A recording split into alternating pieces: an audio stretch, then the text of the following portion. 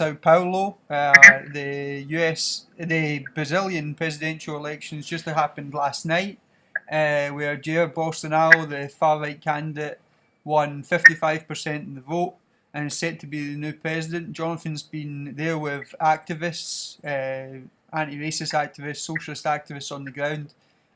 Jonathan, just give us an update on the mood there after the election last night. Well, just on the run-up to the election, I was in Rio, and it was quite striking that the only campaign that you could see was the Haddad campaign. Now, there's obviously a number of reasons for that, but Bolsonaro's campaign was largely run through social media, and there was a kind of quiet Bolsonaro vote as well.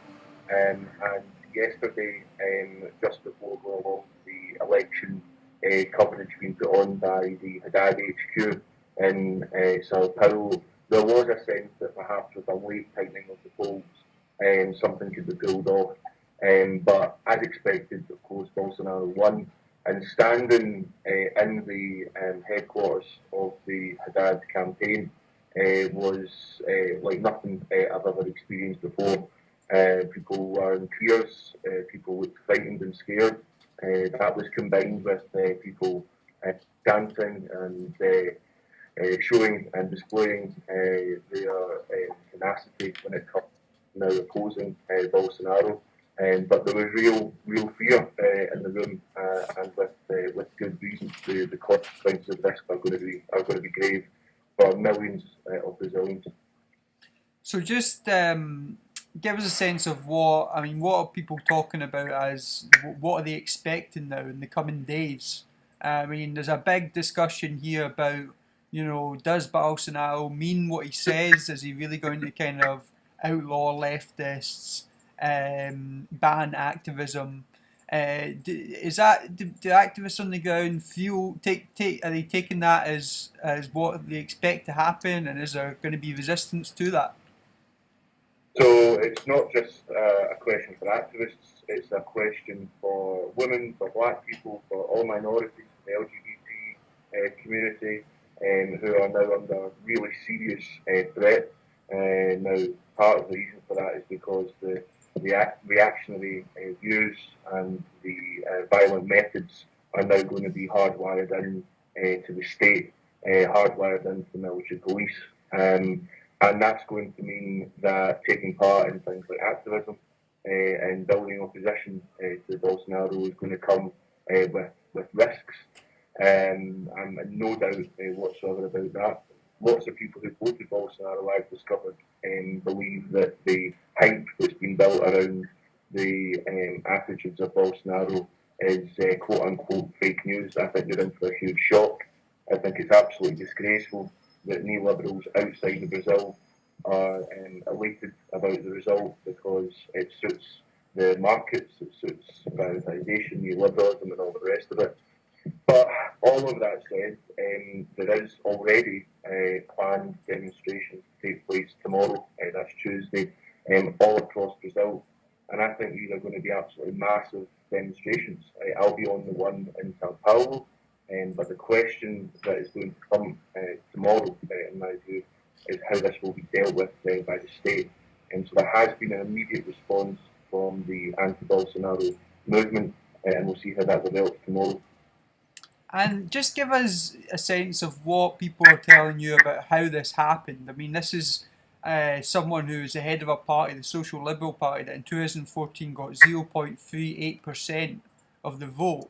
And suddenly, this man's the president. He was treated as a joke in the past amongst the press, as kind of like a kind of Nigel Farage type figure, like the sort of guy you get on because of his daft views on media channels. Now he's the president.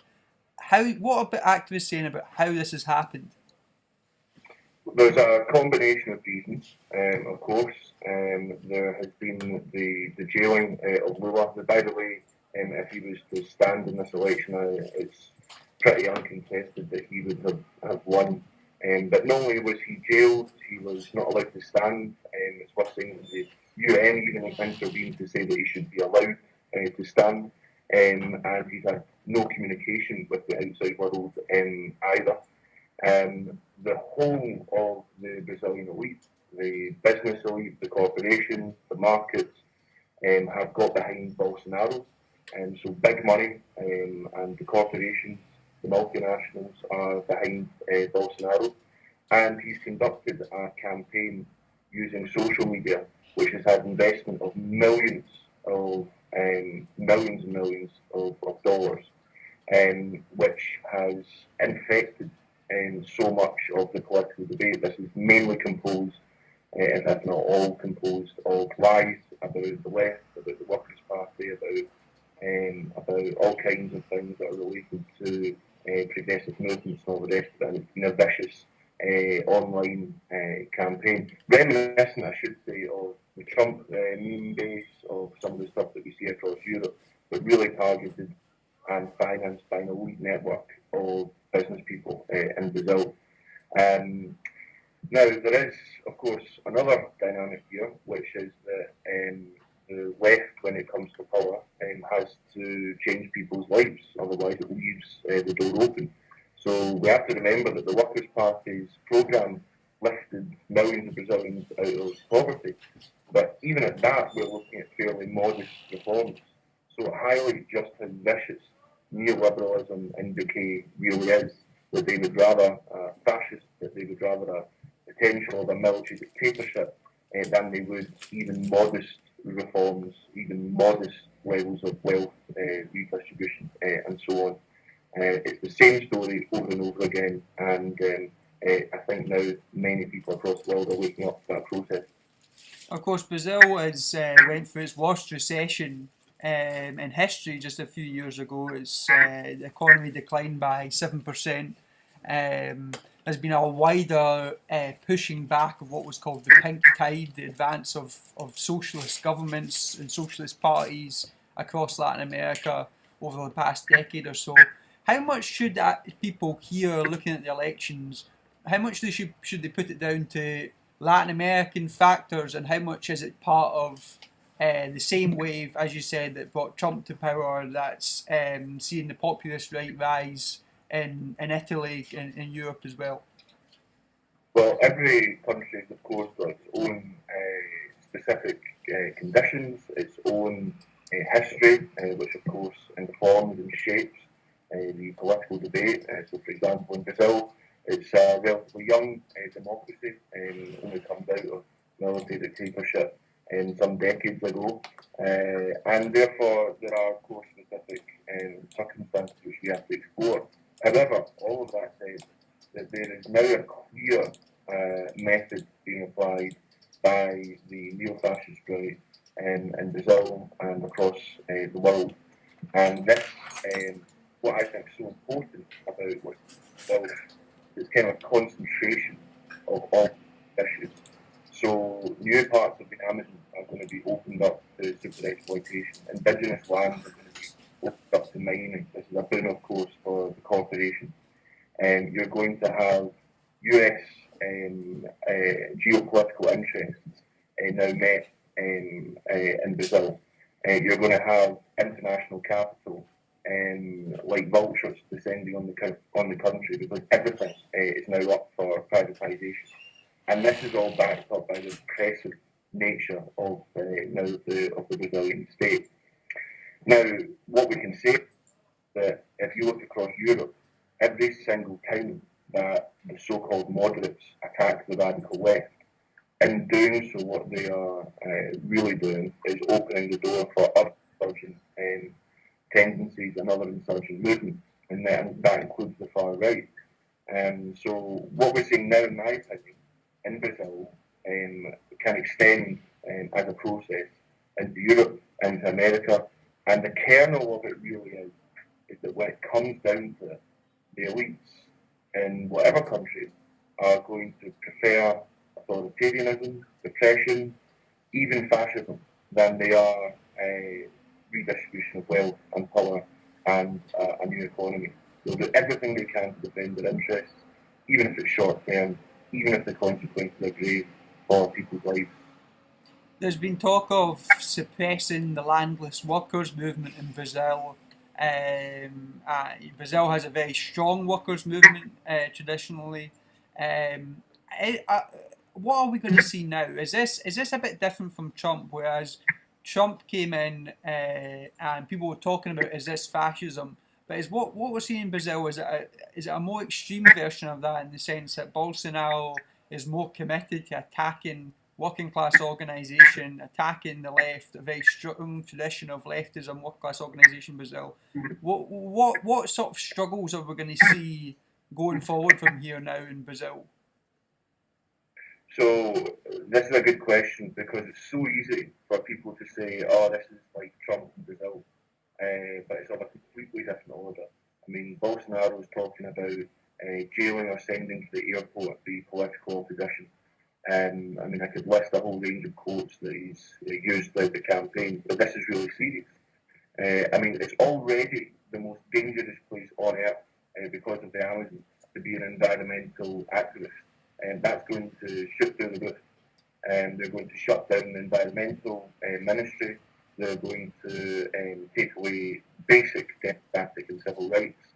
And it should also be stressed that what we have is both at the level of the state, at the leadership by Bolsonaro, the military generals, all cohered around this kind of politics of repression, of intimidation. But that links with fascist grassroots movement in Brazil as well. So now people feel that if they're a minority, if they're a woman, if they're on the left, then the situation is that they are seen as a legitimate target. Now, this is extremely serious, and it's absolutely, I really want to reiterate this, it's completely disgusting to see all these people outside of Brazil who call themselves moderates, who call themselves progressives, because they support free markets and all the rest of it. To see them come down against democracy shouldn't surprise us, but it should be a wake-up call, and everyone's now got to realise that they do have a choice to make. Either we're going to abandon the chaos of the capitalist system that tends towards authoritarianism and now fascism, or we're going to rebuild a new society.